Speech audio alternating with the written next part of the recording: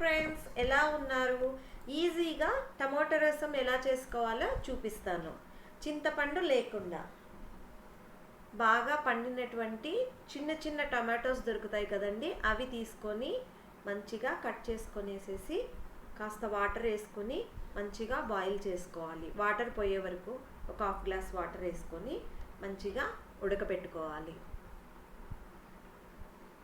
ఈ విధంగా మంచిగా ఉడికి వాటర్ అంతా అబ్జర్వ్ అయిపోయిన తర్వాత మనము టమాటా రసాన్ని ప్రిపేర్ చేసుకోవాలి. ఇది చాలా చాలా టేస్టీగా ఉంటుంది. బ్యాచిలర్స్కి చాలా ఈజీగా ఉంటుందండి. ఇలా ఉడికినటువంటి టమోటాలను మిక్సీ జార్లో తీసుకొని ఇలా మెత్తటి పేస్ట్లా చేసుకోవాలి. తర్వాత ఒక గిన్నె పెట్టుకొని అందులోనికి ఒక స్పూన్ ఆయిల్ తీసుకొని అందులోనికి ఆయిల్ వేడెక్కిన తర్వాత ఆవాలు, జీలకర్ర, వెల్లుల్లి, ఎండుమిరపకాయ వేసుకొని కాస్త వేగిన తర్వాత మనము పేస్ట్ కొట్టి పెట్టుకున్నటువంటి టమోటా ప్యూరీని అందులో వేసుకోవాలి. దీనికి పసుపు యాడ్ చేసుకోవాలి.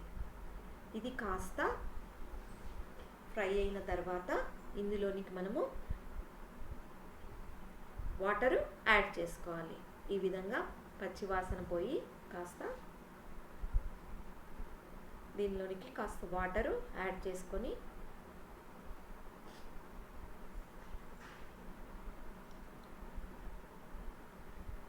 గుప్పెడు కరివేపాకు,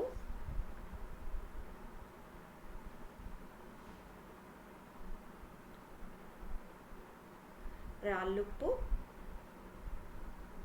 వేసుకొని మంచిగా బాయిల్ అయిన తర్వాత అప్పుడే ఫ్రెష్గా పొడి చేసి పెట్టుకున్నటువంటి 1.5 స్పూను మిరియాల పొడిని మనము యాడ్ చేసుకోవాలి.